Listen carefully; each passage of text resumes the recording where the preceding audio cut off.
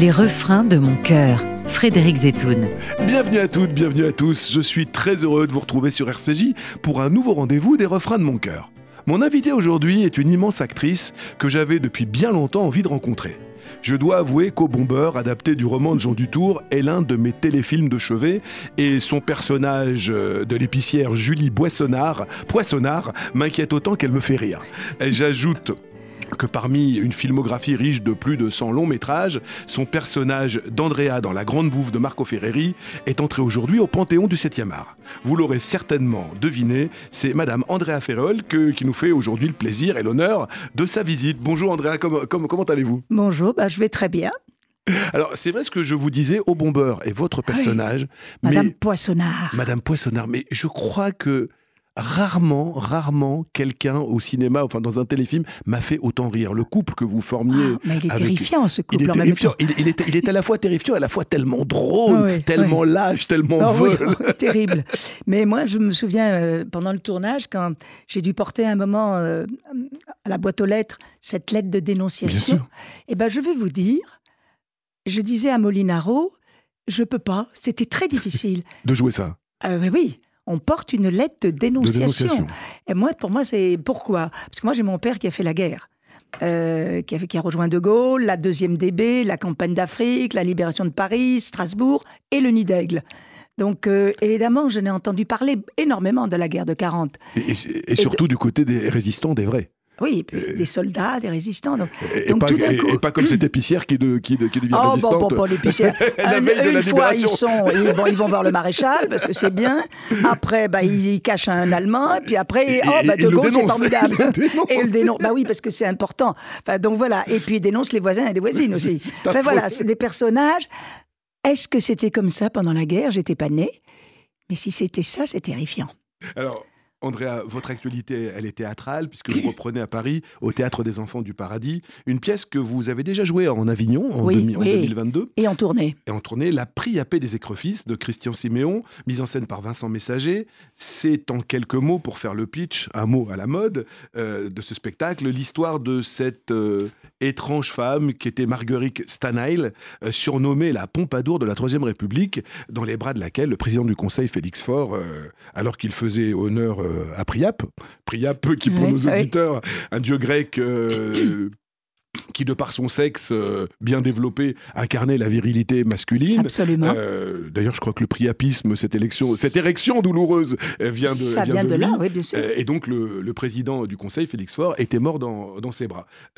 Andrea, qu'est-ce qui vous a séduit dans ce texte ?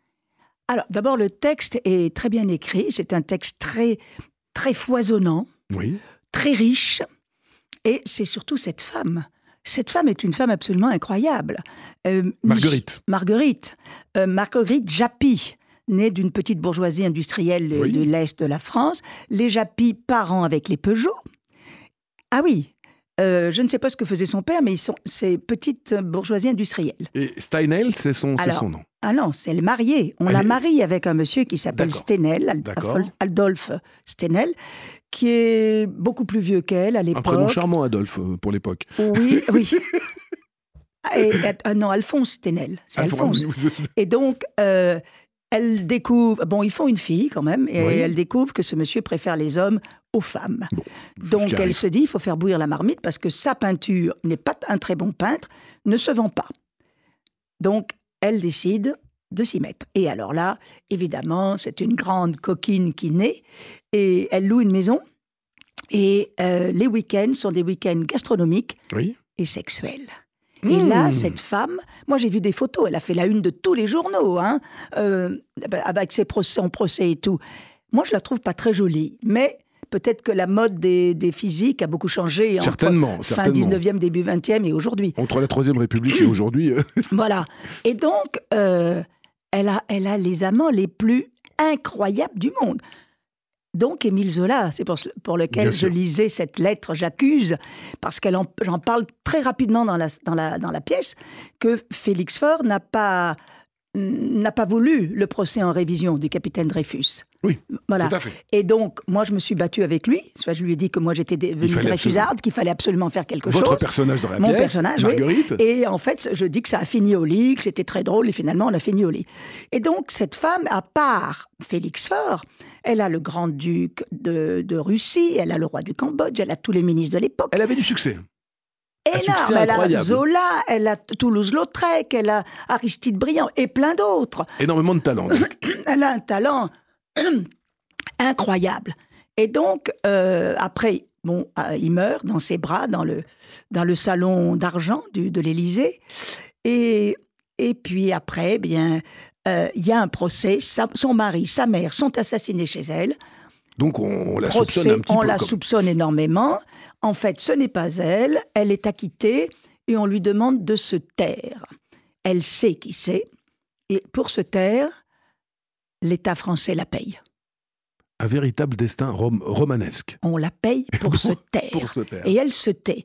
Évidemment, après le procès, ça a été la Pompadour de la République. Oui, c'est comme ça qu'on l'avait surnommée. Oui, c'était terrible. Et ce personnage, ça vous a tout de suite parlé lorsque vous avez reçu le texte? Ce personnage, je la trouve tellement haute en couleur, menteuse, sautant du coq à l'âne. Enfin bon. Et après, elle épouse un lord. Évidemment, elle n'aimait que l'argent, cette femme. Et bien ça, sûr, on l'avait compris. Beaucoup d'argent. Et le pouvoir. Je parle beaucoup d'argent. Et puis, elle épouse ce lord en Amérique. Elle devient peeresse. Elle est reçue à Buckingham. C'est-à-dire qu'elle s'est achetée une virginité. Une notabilité, une virginité. Absolument. Et puis, bon, le mari meurt. Et pour la deuxième fois, elle part au Maroc avec sa fille. Elle organise un faux enlèvement. Et qui est-ce qui va payer pour la récupérer? L'État français. C'est formidable. Vous ne pouviez que accepter un rôle comme ça. Elle est coquine, et incroyable, et pleine de... Elle a du pouvoir sur les hommes, elle a du pouvoir sur l'État. Un cadeau pour une actrice comme vous. Voilà. Et qu'est-ce qui vous fait accepter ou refuser un rôle? Par exemple, là, j'ai fait lundi, je vous l'ai dit, une journée de tournage dans Une grand-mère, dans un scénario de film-cinéma. J'ai tellement aimé le scénario. C'est tellement formidable. C'est le choix du pianiste. Je lis, je suis émue, ça me plaît. Et vous dites tout de suite oui ou non? J'ai dit à mon agent, je vais le faire. Je sais que c'est 2 scènes de cette grand-mère, mais cette grand-mère, voilà, je vais la faire. Et parce que le scénario est absolument magnifique et qui m'a beaucoup touchée. Voilà. Votre premier grand succès populaire, c'est la Grande Bouffe de Marco Ferreri. Vous avez accepté immédiatement le rôle dès la lecture du script? Si j'avais lu le script avant, j'aurais dit non. Voilà, c'est ce que je voulais vous entendre dire. Ça a été énormément édulcoré. Parce que ce qu'il y avait écrit dans le texte, moi je me disais, mais ils ne peuvent pas faire ça. C'est 4 hommes, c'est 4 hommes extraordinaires. J'avais 26 ans, et puis il y avait quand même 4 gentlemen, c'était 4 grands acteurs, ils ne pouvaient pas tourner ça, donc ça a été édulcoré. Et oui, j'ai compris très vite. Quand j'ai rencontré le 3e assistant, le premier rendez-vous, il m'a dit c'est un film avec Piccoli, Noiret, Tognazzi, Mastroianni. Et dans ma tête, j'ai fait OK, je vais le faire. Qu'est-ce qu'il faut faire? Et Marco Ferreri, quand même. Oui, mais je ne le connaissais pas, Marco Ferreri. Si vous voulez, j'ai eu la chance que rue Monsieur le Prince, on passe tous ces films. À une époque, ils passaient les films 10h, midi, 14h, ils faisaient un festival de plusieurs films d'un metteur en scène. Et là, d'arrêt d'essai. Et j'ai vu tous ces films avant de le rencontrer. Donc j'ai découvert un univers, j'ai découvert un cinéaste politique, j'ai découvert un cinéaste qui n'avait pas froid aux yeux, qui faisait des choses un peu osées. Iconoclaste. Voilà. Et donc, quand il m'a dit il faudra grossir, je me suis dit ça c'est pour moi, je vais commencer à manger. Si j'ai un autre rendez-vous, je vais arriver pour le... Et j'ai tout de suite, je pensais que j'allais le faire. Et je l'ai fait. Et c'est ce qui vous a fait être aimé de 60 millions de Français aujourd'hui. Attendez, sans Ferreri, je ne serais pas là aujourd'hui, probablement. Oui, parce que ça a lancé ma carrière. J'ai une vie magnifique. J'ai une carrière complètement européenne, avant l'heure, avant tout le monde, puisque l'Italie, l'Allemagne, tous les pays européens, j'ai travaillé avec. Andrea, une vie magnifique que j'invite tous nos auditeurs à aller découvrir. Je me suis régalé avec ce livre qui vient d'être réédité aux éditions de l'Archipel. La Passion dans les yeux, Andrea Ferréol, un livre de souvenirs absolument, je le répète, quitte à radoter, délicieux. J'ai passé le week-end avec vous et vraiment, j'ai passé un excellent week-end. Andrea, je vous rappelle le principe de notre émission. Vous avez eu la gentillesse, via votre attaché de presse, l'excellent Pierre Cordier, de nous souffler à l'oreille quelques refrains qui ont compté dans votre existence. On va se promener comme ça au gré de vos préférences musicales. Et pour la première des chansons, c'est quoi ? Nous allons revenir dans les années 60, en 1965 exactement, l'une des chansons pour laquelle on a employé pour la première fois l'expression slow de l'été. Cet été-là, en 65, il y avait 2 slows de l'été, enfin 2 slows, c'était l'été, qui passaient en boucle à la radio. Il y avait un certain Christophe qui chantait Aline et un certain Hervé Villard qui chantait Capri c'est fini. Et Capri c'est fini, c'est votre premier choix dans cette émission. Pourquoi cette chanson et pourquoi Hervé Villard ? Alors, j'étais toute jeune, j'avais pas 20 ans quand il est venu à Aix-en-Provence. Au stade. Aix-en-Provence, c'est là où je suis né, c'est là où j'ai grandi. La ville que vous avez contribué à faire connaître culturellement. Oui, voilà. que je continue. Que vous continuez. Votre papa a été premier adjoint pendant 30 ans, il était conseiller général et à la mairie d'Aix-en-Provence, premier adjoint, pendant longtemps. Il a été battu, je vais vous dire pourquoi, parce que sa fille a osé faire un film qui s'appelle La Grande Bouffe. Ah, c'est à cause de vous. Oui, il m'a pardonné, mais bon. Et donc... Vous êtes bien vengé depuis. Et les flâneries d'art contemporain, c'est vous. Voilà, ça va être la 18e année, cette année, le 14, 15 et 16 juin. Dans les jardins privés d'Aix-en-Provence, et c'est gratuit. Et donc Hervé, c'est au grand stade, et on me dit, il y a un concert, j'y vais, et là, je vois un jeune homme, Capri, c'est fini, et puis j'ai eu la chance, après, de rencontrer Hervé, nous sommes devenus très proches, et donc, Capri, c'est fini, c'est toute ma jeunesse, et en même temps, ça a scellé une amitié. On l'écoute, Hervé ? Oui, bien Allez, sûr. c'est parti.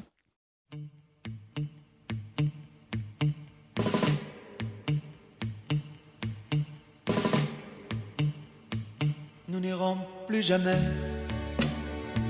où tu m'as dit je t'aime. Nous n'irons plus jamais. Tu viens de décider.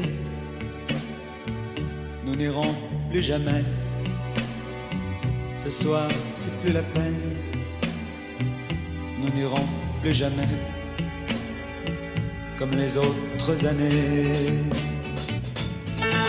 Capri, c'est fini. Et dire que c'était la ville de mon premier amour. Capri, c'est fini. Je ne crois pas que j'y retournerai un jour. Capri, c'est fini. Et dire que c'était la ville de mon premier amour. Capri, c'est fini. Capri, c'est fini, le choix d'Andrea Ferréol dans les refrains de mon cœur. Andrea, est-ce que vous connaissez l'histoire de cette chanson ? Il vous la racontait, Hervé ? Non. En fait, Hervé était débutant, il était chez Philips à l'époque, et on donnait tous les tubes à un certain Claude François. Et lui, on lui réservait les faces B, ce dont les vedettes de l'époque, dont Claude François, ne voulaient pas. Donc il s'est décidé à écrire une chanson en se disant, j'ai jamais écrit de chanson, je vais en écrire une. Il est dans le métro.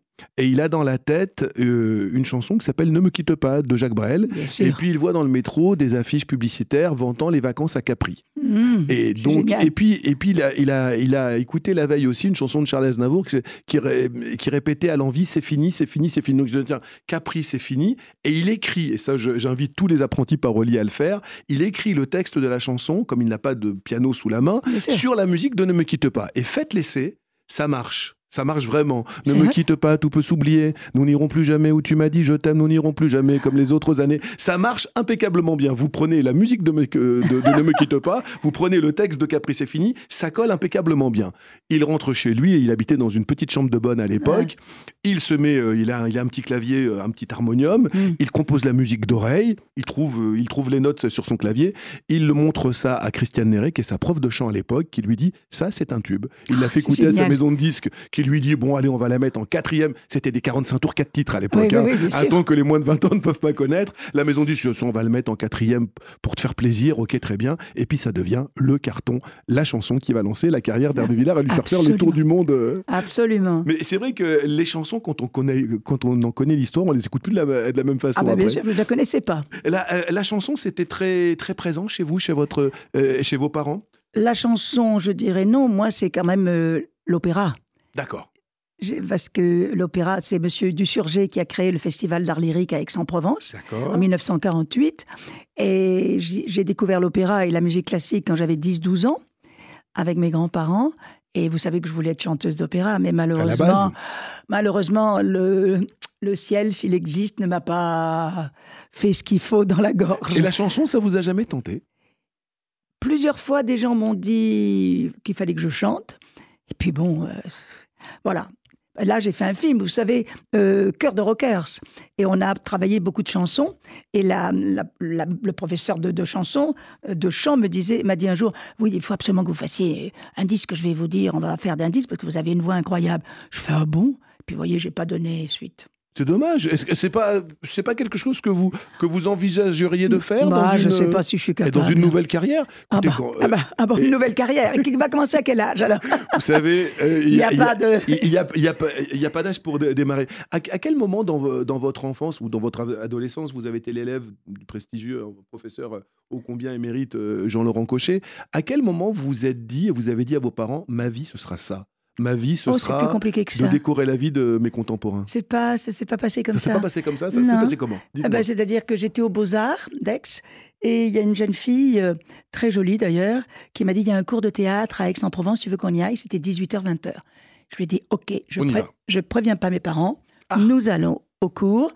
Quand je rentre, bien sûr, je reçois une gifle magistrale de ma mère me disant « Où étais-tu » On se fait du souci. Et en fait, le professeur, c'était Martial Reb. D'accord. Et il avait travaillé avec Copeau, Dulin. Les plus grands. Oui, les plus grands, mais une vieille école. Donc, et elle est partie du cours et moi, j'y suis restée. C'était mes premiers pas à Aix-en-Provence. C'est parti de là. Après, j'ai eu la chance de rencontrer Jean-Laurent Cochet. J'ai fait la grève de la faim pour aller à son cours pendant 8 jours. Mes parents, au bout de 8 jours, m'ont dit « Ok, on te mène à Paris, on t'installe, tu vas au cours de Jean-Laurent Cochet. » Il a fallu quand même passer par une petite grève de la faim. Ah bah oui, parce qu'il ne voulait pas. Vous savez, j'avais 20 ans. Oui. Mais j'avais 20 ans. Vous savez, quand on est en province, dans les années 60, oui, c'est pas mais qu'est-ce qu'elle va devenir? Mais qu'est-ce que c'est? Et même aujourd'hui, ce serait... Oui, peut-être, je pense qu'il y a des parents... Peut-être c'est plus facile aujourd'hui, je pense. Mais qu'est-ce qu'elle va devenir? Qui elle va rencontrer? Mais qu'est-ce qui va se passer? Non, ils avaient quand même très, très peur. Mais moi, je me suis prise en charge. Et là, j'ai compris qu'il fallait se prendre en charge. Et c'est parti. Et c'est parti, Jean-Laurent. Puis après, j'ai fait Bourseiller. Puis après, Antoine Bourseiller m'a dit, là, maintenant, ça suffit les cours, au boulot. Et il fallait trouver du travail. Et c'est parti. Et donc, c'est parti. Il faut en chercher. Et j'en ai trouvé. Voilà. On évoquait vos parents, votre père, Paul.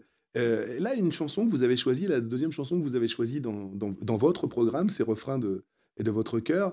C'est une chanson qui parle d'un papa aussi. Cette chanson, c'est celle de Barbara, Nantes. Que représente cette chanson pour vous, Andrea? Alors, cette chanson, je l'ai découverte dans un petit village qui s'appelle Vintabrin, qui est à côté d'Aix, où il y avait un club qui s'appelait La Grange au Loup. Voilà. Et j'ai découvert cette chanson-là. Il la passait tous les soirs. Quand j'y allais, souvent il la passait. Et j'ai adoré cette chanson. Et c'est donc des souvenirs de boîte de nuit pour jeunes gens de 16 ans, 15 ans. Et puis, ça parle en même temps du père. Et de quel père? Et de quel père? Voilà. Donc, c'est pour dire que c'est plusieurs résonances. Vous connaissez l'histoire de cette chanson, j'imagine, cette chanson qui est bouleversante. Bouleversante. C'est l'histoire du papa de Barbara, alors qu'elle s'appelait à l'époque Monique Cerf, ce papa incestueux qu'elle avait décidé de ne plus revoir et qu'elle cherche à la fin de sa vie. À la fin de la vie de son papa, on lui dit qu'on l'a revu du côté de Nantes, et elle arrive à Nantes et il est trop tard, le papa est décédé. Elle vient pour lui apporter son pardon et il est décédé. Et chose très très étonnante, c'est toujours très étonnant quand la fiction rejoint la réalité ou la réalité rejoint la fiction. À Nantes, à l'époque, la rue de la Grange au Loup n'existe pas. Elle n'existe pas. Et maintenant, il y en a une. Elle écrit ça dans la chanson pour faire la rime avec rendez-vous. Ouais. Et puis la mairie de Nantes a ensuite donc baptisé la rue de la Grange-au-Loup. Cette rue a été baptisée le 22 mars 1986. Donc bien après, 22 ans après la création de cette chanson. Ah, c'est incroyable. On écoute cette chanson ? Oui, avec joie, avec joie. Il a plu sur Nantes, donne-moi la main. Le ciel de Nantes rend mon cœur chagrin. Un matin comme celui-là, il y a juste 1 an déjà, la ville avait ce teint blafard. Lorsque je sortis de la gare, Nantes m'était alors inconnue, je n'y étais jamais venue. Il avait fallu ce message pour que je fasse le voyage. Madame, soyez au rendez-vous, 25 rue de la Grange-au-Loup. Faites vite, il y a peu d'espoir. Il a demandé Barbara, je vous écoute, Andrea, fredonner cette chanson. Chanson, effectivement, là, pareil, quand on connaît l'histoire de cette chanson, quand on sait tout le poids de drame qu'elle recèle au sein de ses mots et de ses notes, on ne peut pas non plus l'écouter de la même façon. Oui, mais en même temps, je crois que quand on écoute une chanson, si tout d'un coup elle nous touche et si on l'aime, on n'est pas aussi obligé de connaître son histoire. Bien évidemment, mais on l'aime d'autant plus quand on connaît l'histoire. Oui. Elle ne peut que nous toucher davantage si elle nous avait touché au prime abord. Oui, parce que ça peut aussi... moi, ça me rappelle mon père, que j'ai soigné quand il était malade à la fin de sa vie. Vous voyez, ça ramène quand même à plein de choses. C'est le talent de Barbara de faire de quelque chose d'extrêmement douloureux et intime, quelque chose qui touche à l'universel. Mais c'est peut-être ça le rôle d'un artiste aussi. Oui, bien sûr. on continue, on va rester dans les années 60 avec votre troisième choix. C'est quoi ? Je t'aime moi non plus, duo Gainsbourg-Birkin. Ah oui. 1969. Alors cette chanson a été enregistrée une première fois avec, on connaît l'histoire, avec Brigitte Bardot. Brigitte Bardot demande à Serge Gainsbourg de ne pas publier cette chanson, puisqu'elle n'est pas totalement libre. Et cette chanson donc sort en 1969. Et puis il y aura un film en 76 qui portera... Oui, je me souviens. Et dans ce film, le héros de ce film, Joe D'Alessandro, vous l'avez rencontré, vous avez joué avec lui. Mon premier film en Italie, Donna è bello, Woman is Beautiful, et c'était avec... Et qui sera traduit en français avec un titre absolument incroyable. Oui, étrangement. Un truc qui n'a rien à voir. Voilà, vous me faites souvenir de ça. Je me souviens plus le titre, mais c'était affreux. C'était traduit l'orgasme dans le placard. Ah oui, on est quand même loin de... Ah oui. Non, c'est vraiment très loin. Oui, j'ai travaillé avec Joe dans ce film-là, mon premier film en Italie. Et vous dites de l'Italie que c'est votre patrie, que c'est votre seconde patrie. Vous avez toujours été chez vous là-bas? Oui, absolument. J'arrivais à Rome et j'étais à la maison. C'est un pays qui m'a beaucoup touchée, que j'aime profondément. Tout me plaît en Italie. Bon, je ne parle pas des villes qui sont toutes des musées, et puis ce qu'il y a aussi dans les musées, mais c'est surtout l'humeur, la bonne humeur des Italiens, leur joie de vivre. Puis ils vous aiment en Italie. Ils vous aiment. Le cinéma et le public italien vous a célébré. Énormément. J'ai travaillé avec les plus grands metteurs en scène entre 1974 et 2000. Et puis, leur nourriture. J'adore la nourriture italienne. C'est une nourriture qui me correspond complètement. Donc, c'est vraiment un pays... Je ne vais pas à l'étranger, je vais chez moi. Je rentre à la maison quand je vais en Italie. Andrea, je vous le disais, j'ai pris beaucoup de plaisir et appris beaucoup de choses sur vous en lisant ce livre de souvenirs. Est-ce que Je t'aime, moi non plus, ça pourrait pas résumer votre liaison avec Omar Sharif? Ça m'a paru évident. Évident, bien sûr, c'est ça. Oui, c'était le grand amour de ma vie. J'ai aimé cet homme passionnément, c'était quelque chose de viscéral, je ne pouvais absolument pas m'en séparer, tout en sachant que peut-être je perdais ma vie. C'était merveilleux et douloureux en ce moment. Et douloureux, parce que en même temps. Je savais que je ne serais jamais Madame Sharif, que je ne serais jamais... Voilà, mais l'amour, c'est plus fort que tout, et je suis restée 30 ans avec lui. Je t'aime moi non plus. Je t'aime moi non plus, voilà. C'est Dali qui disait Picasso est espagnol, moi aussi. Picasso est un génie, moi aussi. Picasso est communiste, moi non plus. C'est en disant cette déclaration que Serge Gainsbourg a eu envie d'écrire cette chanson. On l'écoute.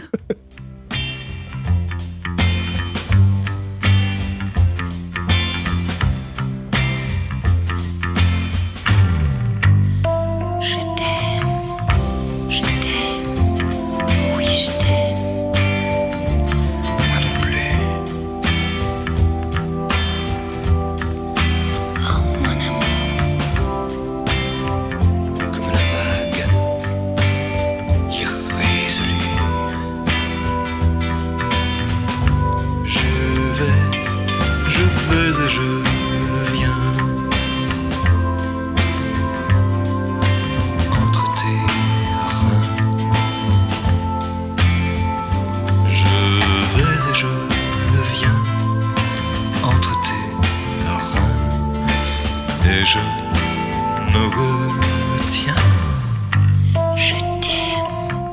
Je t'aime moi non plus, Birkin, Gainsbourg, ça n'a pas pris une ride. On se disait, Andrea, hors antenne, que ça aurait du mal à passer à l'antenne aujourd'hui, bien sûr, ça. Bien évidemment.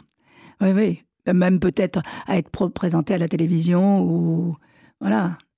Mais moi, plus je vous entends parler de chansons, plus je vois vos yeux qui s'allument en parlant de chansons, plus je vous entends fredonner pendant que les titres passent, plus je me dis que, allez, il faut que je chante. Ah bah écoutez. Allez, je vais reprendre contact. Alors Andrea, en attendant que vous rentriez en studio pour enregistrer cet album, je rappelle donc votre double actualité, la réédition de votre livre de souvenirs, La Passion dans les yeux aux éditions Archipel, et puis surtout au théâtre jusqu'à la fin du mois de mai, au théâtre des Enfants du Paradis, les vendredis, samedis... jeudi, vendredi, samedi, merci. Jeudi, vendredi, samedi. La Priapé des écrevisses, une pièce absolument haute en couleur avec un personnage qu'on a envie d'aller découvrir. Vous n'êtes pas seul sur scène, je crois qu'il y a un partenaire dont vous vouliez nous parler. Voilà, il y a Erwin Zirmi, oui. Qui est un garçon absolument délicieux et qui est un auteur de théâtre merveilleux. Oui. Je joue d'ailleurs une autre de ses pièces, la très chère Mandy. Et ce garçon participe et travaille à l'Horte. L'Horte que nous connaissons bien ici sur RCJ. Vous devez connaître très bien. Et il y a aussi Pauline Félix. Voilà. Donc nous sommes 3 en scène et ils m'aident beaucoup parce que moi je parle pendant 1h15. C'est comme un monologue presque. Voilà. J'invite tous nos auditeurs à venir vous applaudir tous les 3. Venez découvrir Marguerite Stenel. Au Théâtre des Enfants du Paradis. Une toute dernière question que je pose à tous mes invités. Quel est le plus beau cadeau que ce métier vous ait fait à ce jour ? Le plus beau cadeau, c'est la grande bouffe. C'est Marco Ferreri m'ayant choisi alors que j'étais quelqu'un de totalement inconnu. Il m'a proposé donc finalement ce rôle que j'ai accepté avec beaucoup d'angoisse, je dois bien le dire. Le tournage s'est très très bien passé. J'avais 4 gentlemen en face de moi. Et ce film ayant eu, j'allais dire le succès, mais aussi le retentissement un peu sulfureux avec Cannes, et qui a été un succès énorme. On a fait plus d'1 million d'entrées, je crois, à Paris à l'époque. Un phénomène de société à l'époque. Et puis même en Australie, tout ça, de partout. Et donc, tout d'un coup, il m'a propulsé sur la scène, disons, du cinéma européen. Et donc, c'était le plus beau cadeau de ma vie. Et ce, pour notre plus grand plaisir. Merci. Merci beaucoup, Andrea. Merci. À vous. À bientôt. Merci beaucoup.